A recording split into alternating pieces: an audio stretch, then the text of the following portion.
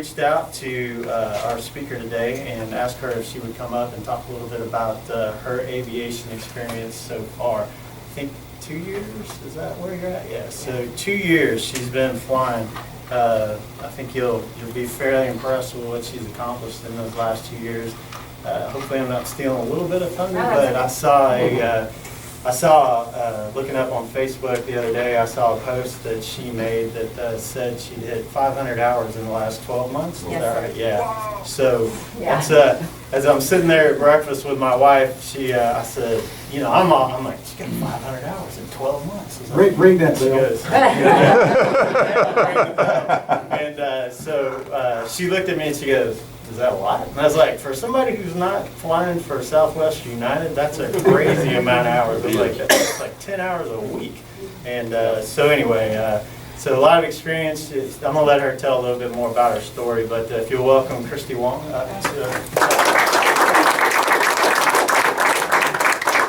This is my husband, Steve. So I wouldn't be. Last you'll hear of him. Thanks for coming. Thanks for having me. Well, first and foremost, I wouldn't be here if it weren't for him. So I need to give, like, I start off everything with, this is my husband, Steve. So Steve is a super CFI. I was just telling Ms. Bailey back here, I've gotten 6 ratings in the last 2 years.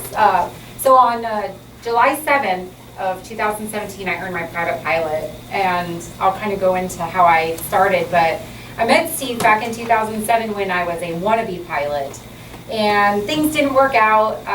Steve had actually lost his CFI, and it was just really expensive. The economy was terrible. Regional pilots were making about 18 grand a year, and there was just no way I could afford that. I was getting ready to go into grad school. I'm a medical biochemist by trade. So 2 undergrad degrees and a graduate degree later, and I still wasn't a pilot. Steve and I got married. We had Mitchell. Mitchell, raise your hand. You know, it's weird. So Steve was a corporate pilot, and then one day he wasn't. He got laid off in 2011, as what tends to happen in aviation. And I was pregnant with Mitchell. This was 2011. Found out I was pregnant with Mitchell, and Steve decided to leave aviation because he wanted a real job. And so I actually cried. He was like, okay, well, no, this is a good thing because now I get to pursue something else and be home, have like a normal day job, where I get to be home with my son. But that was my link to aviation. I was always that wannabe. I look at airplanes and I form unhealthy attachments to airplanes, by the way. So unhealthy emotional attachments. So, when he stopped flying, I mean, that was it, and so in 2014, something significant happened to me, and I met who would become my best friend, Heather. She was selling stuff on Facebook. I made all my friends online, apparently. She was selling some stuff on Facebook. She lives just outside of our neighborhood. And so I went over to go, I was like, yeah, I need that. Well, I want that. And so I went over to go buy it, and she was on maternity leave, and I said, oh, nice to meet you. We're making small talk. What do you do? And she says, well, I work for Spirit Airlines. And if you know Heather, if you knew Heather, you'd know that's pretty much her, right? Like, well, I work for Spirit. And I was like, oh, are you a flight attendant? Because I'm a jerk, right? Like, I went to that because, I'm a jerk. So she was like, no, I'm a pilot. And I went, because she was the first, real female pilot that I had ever met in person. And I was almost like, can I touch your skin? Like, and so... So I told her, I was like, well, that's relevant to my interest. My husband was a pilot. He was a corporate pilot. And so I got to talking with her. And she had made the mistake of giving me her phone number. So I basically never left her alone from there. But we became very fast friends. And I saw her all the time. And I was always asking her questions about flying. So what'd you do today? And what's the Airbus like? And, she's a captain. And she's pretty high ranking. She's been a Spirit for several years now. She told me about her journey. And she's our age. So she went through Embry-Riddle. And then halfway through college, 9/11 hit, so she really struggled, going through it. Told me about her furloughs and everything and how terrible it was and the thousands of hours of flight instruction she had to give. And I was like, oh man, that sounds great, And, but it was at that time that really set off the spark. And in 2015, I couldn't get over it. And then in 2017, I used to ask Steve all the time, so do you miss flying? And what was your answer? No. Yeah. And I was like, really? Okay. And then I would ask him again, Steve, do you miss flying? And he'd say, No, but I miss getting in a plane and going somewhere. He said, exactly. I don't miss the lifestyle, but I miss getting in an airplane and going somewhere. And I was like, that's my hook. So in 2016, when he started giving me back that answer, I said, this was an obsession, you guys. I was looking on, you may not know this actually. I was looking on YouTube watching flying videos, and Steve would walk in the room and be like, you know, it was because I didn't know how he would feel about it. And I'd always watch like the cockpit view videos, and then Mitchell at night, when he was like a wee teeny tiny, instead of like the Sesame Street videos, I was showing him videos of airplanes taking off. I'm not joking. There was one in particular that we used to watch all the time. I'm like, Mitchell, and I'd make it a game from, all right, where's the Spirit, not where's the United, and yeah, like, so we'd go to lunch. We'd go have dim sum lunch, and I was under the table looking up flight schools. You may not have known that, but I'm not even joking. And I was like, oh, you know, it became an unhealthy obsession in 2016. So, Still is. Yeah, no, it really is. I'm sure Steve had already figured that out. Yeah, so I spent about 6 months in 2016 working up the courage to tell him that I wanted to fly. Because remember, he used to be a professional pilot, you know, and then one day it was gone. And I didn't know how he was going to feel about, now I want to fly, and he's not flying anymore. And so I was taking notes. I had a notebook, and I would take notes like, this is my argument, this is my argument, this is my, you know, I was waiting for his retort, or, you know, so I could retort him saying no or whatever else, like, no, these are the points why you want me to be a pilot, by Christy Wong, you know.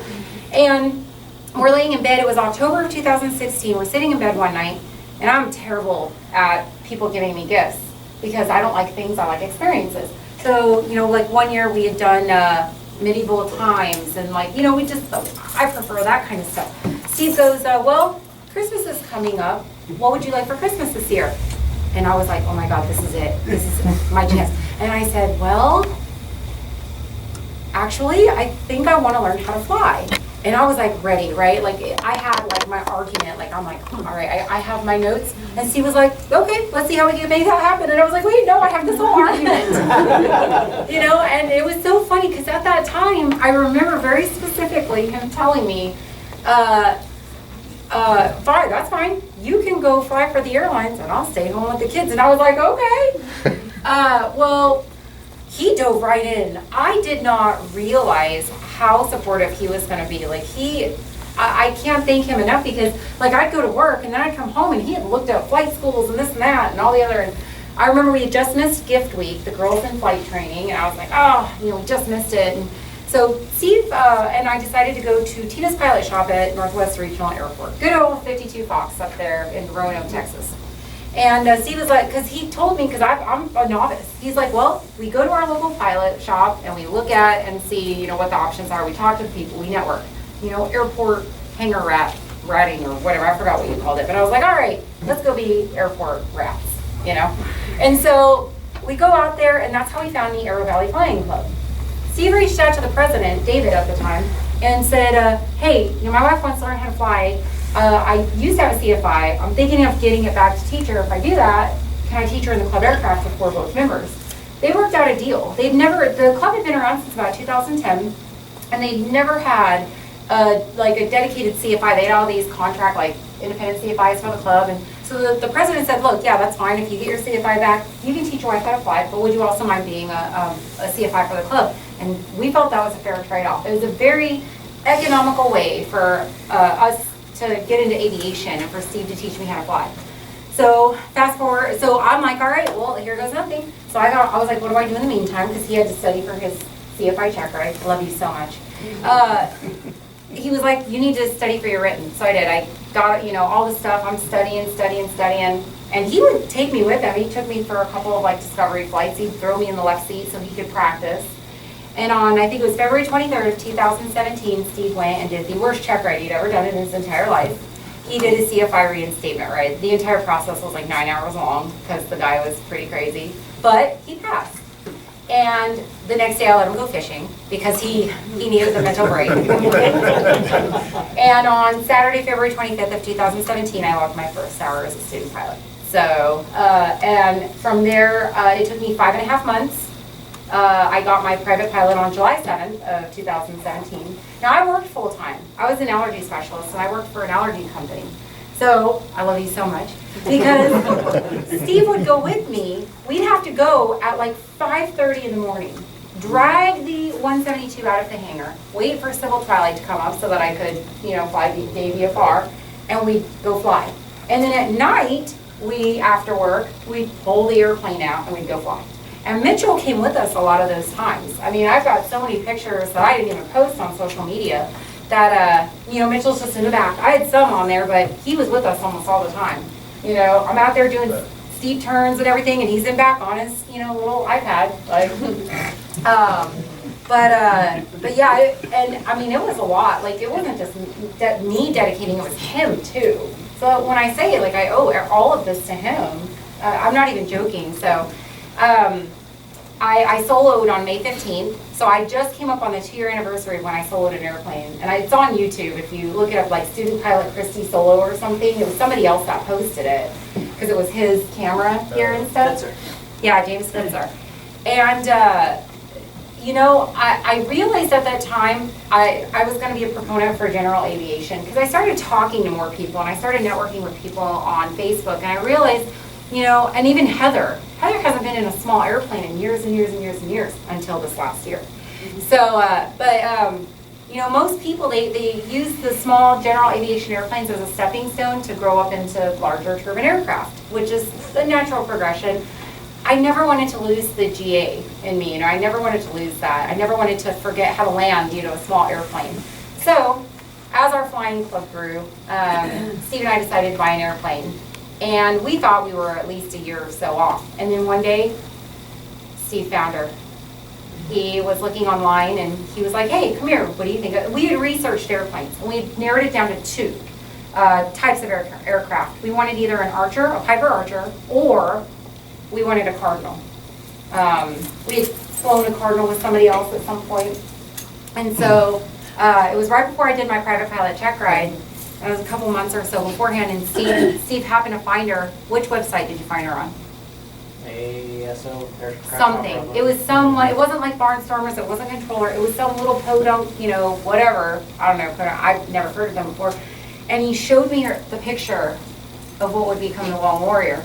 And he goes, what do you think of this? It's your 2 favorite colors, blue and blue. And I said, oh my God, that's it.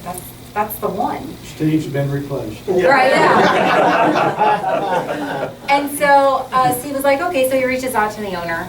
And the owner's like, oh, I just accepted an offer from this other guy. And so Steve offered him more money. And the guy was like, I appreciate it, but I've already done like this gentleman's agreement. It was a student pilot in Northern California, and I was like, oh, he doesn't deserve her, but whatever. So about a week, it was like a week or 2 later, I'm at work, or I'm driving around and going from clinic to clinic, and Steve calls me, he goes, hey, do you still want that airplane? I'm like, wait, which one? He goes, the Warrior. I was like, seriously? Don't you play with my emotions, And turns out that the deal had fallen through because the guy could not secure financing on the airplane because the airplane did not have the complete set of maintenance logs. So his finance company wouldn't finance him. Our finance company would finance it as long as we had at least 25 years of maintenance records. And guess what logbook number 2 started at? To the date, almost 25 years. It was like January of 1992 is when logbook number 2 started. So our finance company was like, yeah, sure, we'll finance you. So we put everything in motion, and we were like, okay, so we were going to airline up the flyer as long as we liked her. Of course, we were going to like her. We're going to fly her back from Seattle to DFW. Well, the night before, we're getting ready to fly, airline up there. The owner calls us and says, guys, I'm an idiot. And we're like, oh no, what happened? He's like, you won't believe what just happened. I'm going through all my filing cabinets, pulling out stuff to, give away to you guys as part of the airplane, and guess what I found? Logbook number 1. So we have the complete logs on our airplane. So I was like, well, this was just meant to be. So the next day, Steve and I airlined up there. We met with the guy.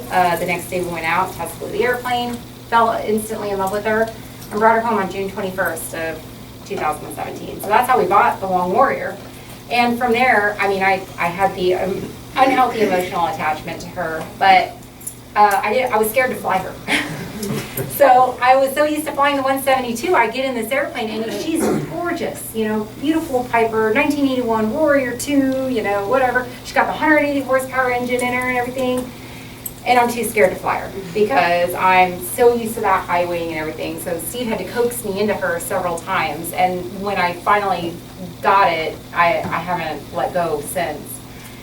Fast forward, I got my instrument reading on Steve's birthday, December 27th of 2017, so about 5.5 months after my private. Did you get to go fishing the next day? No. It's just the one fishing trip. Yeah. I got my commercial single, so I got my instrument in my airplane. I got my commercial single in July of 2018 in my airplane. Then I had to get my multi-engine. Couldn't do that in my airplane. I tried. They wouldn't let me. But I did that on an Aztec 2 months after my commercial. Then I got my CFI last December, and then I just got my double I. 4 of my ratings I've gotten in my airplane. 5 out of the 6 ratings I've got, he was my recommending instructor. And we still like each other, which I think is great. Because most people, like, one of the questions we get when they find out he's been my CFI this whole time is, how did you guys do it? Do you even like each other anymore? And the question, or the answer to that is yes. Now the next question that I get asked a lot is, how in the world did you do this all while having a family, working full time, etc.? Well, in all transparency, last December I quit my job, so I'm no longer an allergy specialist. People still call me for allergy advice, but I dove headfirst into aviation. I co-host a web show on YouTube. We're going into our 3rd season of taping here pretty soon. What's the name of that? It's called In the Hangar. Yeah, sorry. Yeah, In the Hangar. I've kind of cataloged my entire journey on Instagram. So if anybody follows me on Instagram, or if you don't, it's at Pilot Christy. I started that Instagram just for the most part following, my aviation adventures. How did I do it? Wow, I look back and I'm like, how did you do it? Because you're kind of crazy. Number one, I just wanted it so badly. Like, for those of you guys that are probably in similar situations, like when you want something, you go after it. I mean, there were days, I'd sit on the couch and I'm like, if I read one more far, I'm gonna throw up. And I was like, do it for the airplanes, do it for the airplanes. I mean, seriously. Motivation was not easy, so I stopped relying on motivation. Because motivation is fleeting and it's easy. It comes to you. You don't have to work at it. What I did was I cultivated, and this is for you guys right here and you, okay? I cultivated discipline. Motivation, you wake up and you're like, all right, I'm going to study the Farium today. This is great. Wow, who knew? Chapter 5 is riveting. But it's not like that. 95% of the time, studying is not going to be like that. So what I did was I cultivated discipline. Today, I'm going to study chapter 5 of the Farium. I know, but I'm going to do it.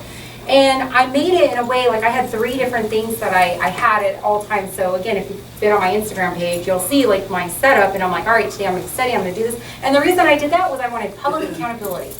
I knew that people were watching me, so I needed to deliver for the people, If I wasn't going to do it for me, which I was going to do it for the people, okay? So, because I mean, you'll see some of the comments on there. When I was doing my student pilot, did you solo yet?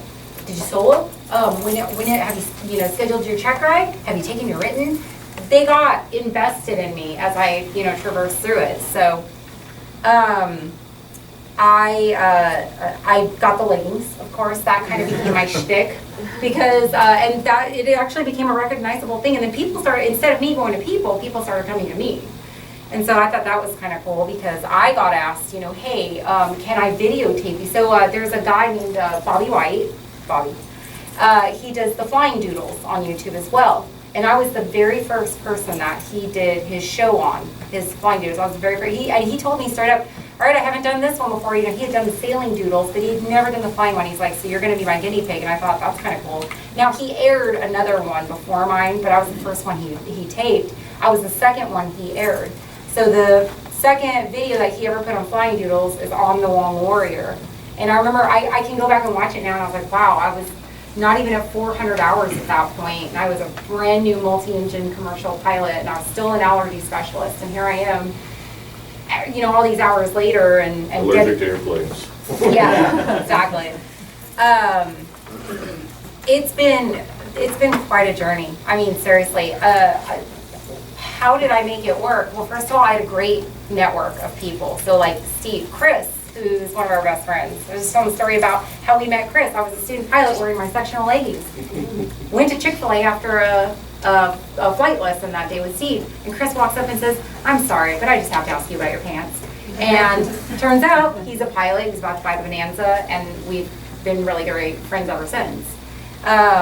You know, I've had people walk up to me like, wait, I know you, but I don't know where I know you from. No, my God, you're Christy Wong, you know?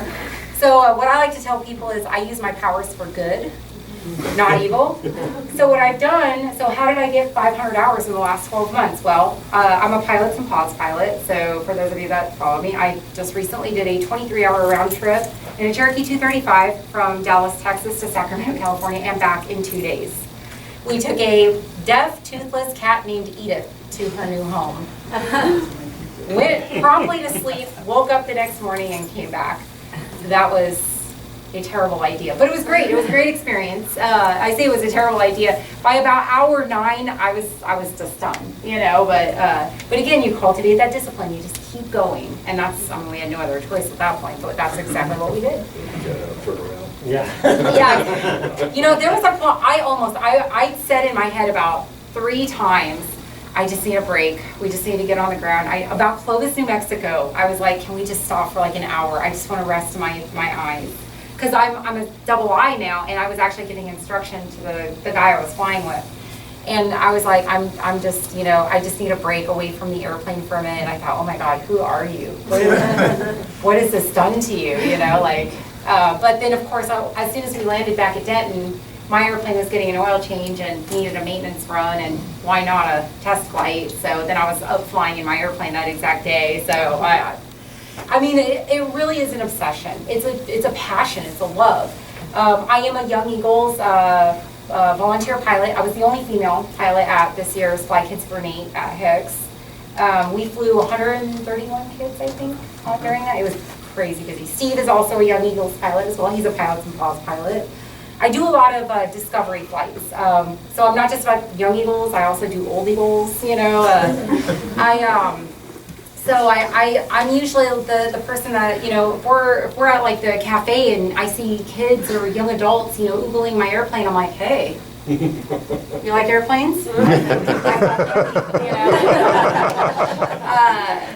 You know, and I'm usually the person, I mean, people have started calling me out on North Texas Aviators. They've literally started creating posts like, Christy, Wong, can we talk to you? And, you know, I've got people that are asking me to do discovery flights for their kids or their mom or, you know, the guys whose wives won't fly with them, but they feel more comfortable with a woman for whatever reason. And I love doing that stuff. I live for that. And I've got this whole profile now where I take people out over a scenic flight over the lake and just, you know, that first hit is free kind of thing, you know.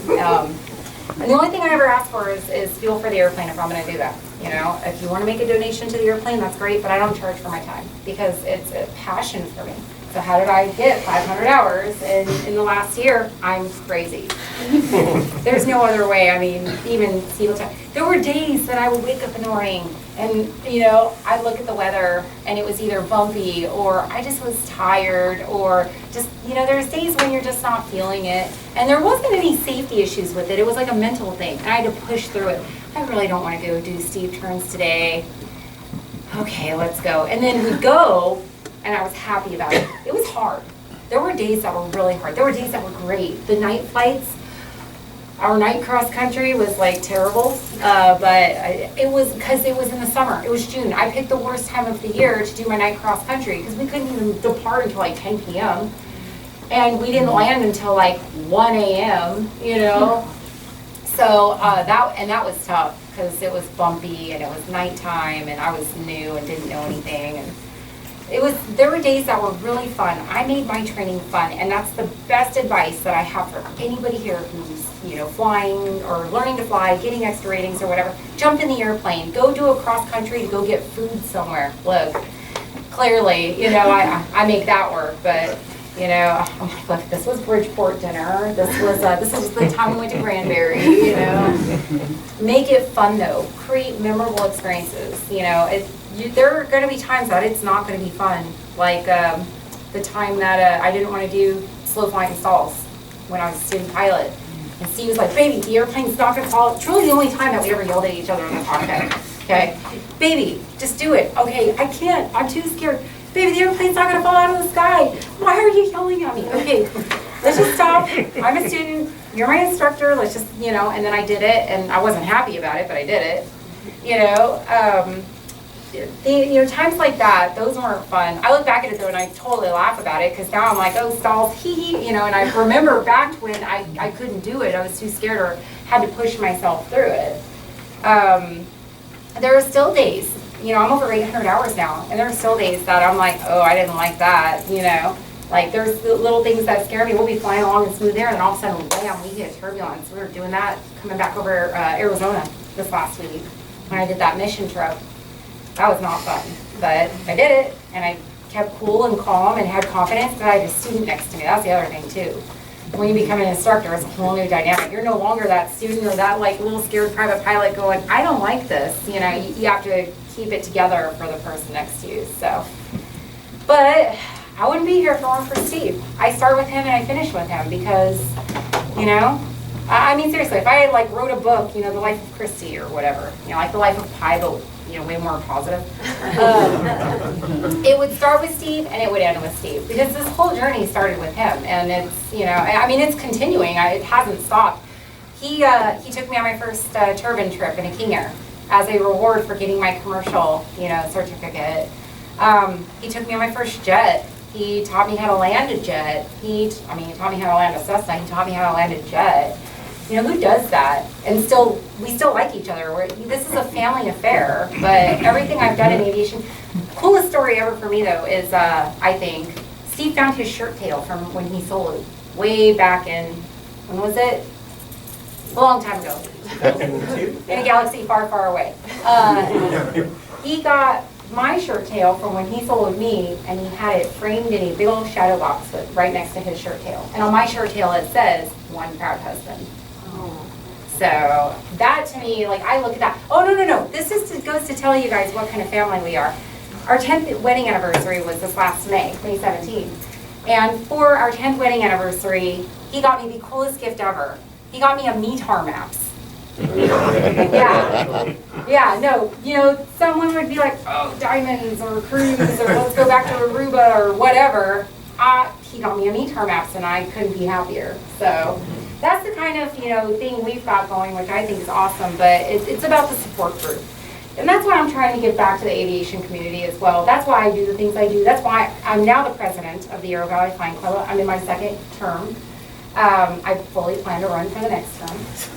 That's why I do what I do. I mean, I work with Pat Brown at AOPA to do events. I mean, gosh, what do I not do in GA? If there's an event and I can be there and I can be there with my airplane, I'm there. You know, I do what I can because, you know, I'm trying to keep GA alive. I really, truly am an advocate and an ambassador for GA flying. So, does anybody have any questions?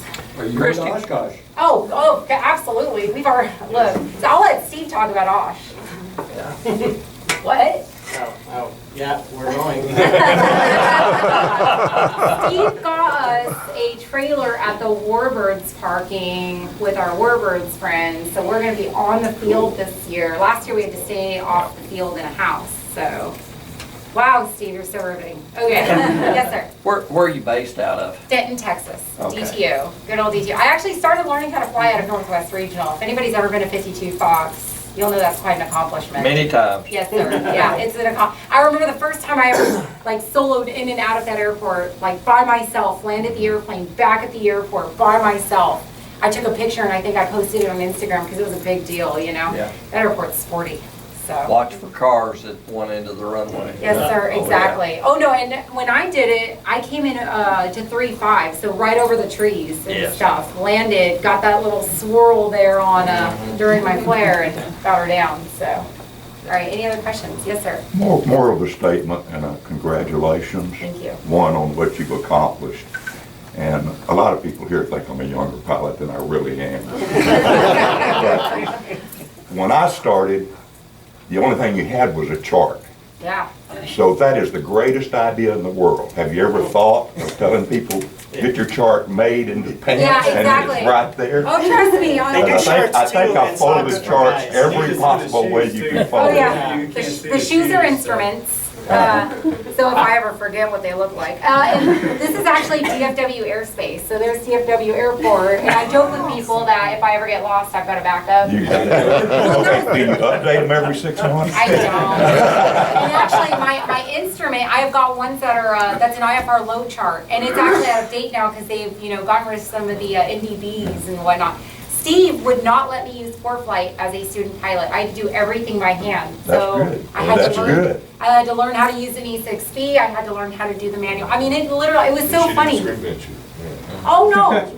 There was plenty of complaining. It took me 2 hours.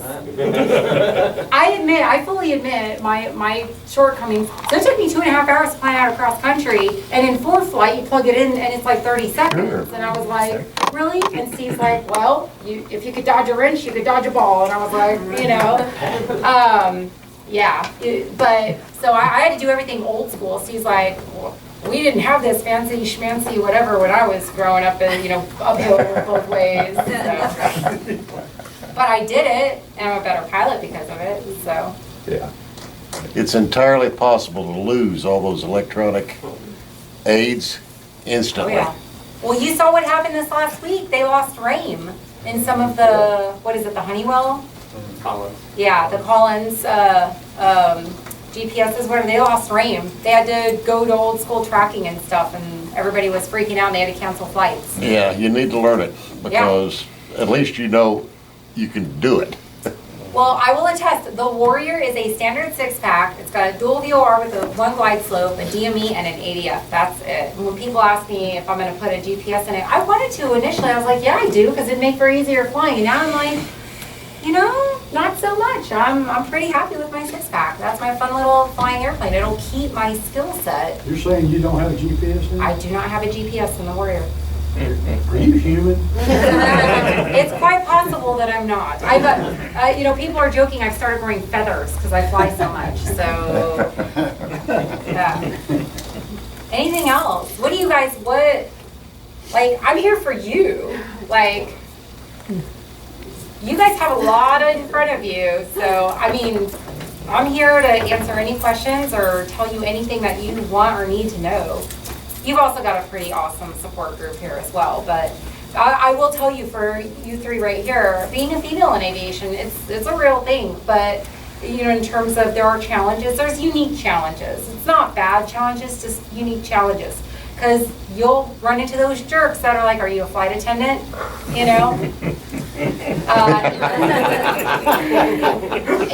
you're gonna have to, politely correct them. No, actually, I'm a pilot. But you know what you do? You do it with pride. No, I'm actually a pilot. Oh, really? I've gotten fist bumps before. Remember those ladies that went up to Denton? They were in the FBO that day. It was after Hurricane Harvey. They were transplants up in Dallas after Hurricane Harvey obliterated their neighborhood. And I'm sitting there and, I'm chatting with whatever, and the ladies, they kind of came up to me, they're like, excuse me, ma'am, are you one of the airplane ladies? I was like, airplane ladies? Yeah, one of them flight attendants. No, ma'am, actually, I'm a pilot. No way. You go, girl, fist bumps all over. It was, I can't tell you how many people I've met that have never met a female pilot before, let alone a female commercial pilot. It's crazy, So there are challenges, but again, you can use your powers for good. I'm not in any of the female-only groups. I'll just say that. I'm going to go on record and say that. I'm not in the 99s. I've been invited, and I've been invited to Women in Aviation. I'm not in it. Because I don't believe in females in aviation. I believe in people in aviation. So I don't discriminate. I don't segregate myself to just one group. Yeah, okay, we need more females in aviation, but I'm going to find those females in groups like this where we've got a good mix of people. I'm not going to find more females to fly in the 99s or women in aviation. I'm going to find females to fly at the, at the airport cafe or whatever. So that's why I don't do any female-only stuff. I don't know if that's the right stance to take, but that's the stance I take. Yeah. Outstanding. Oh. All right. Well, thank you guys for having me today.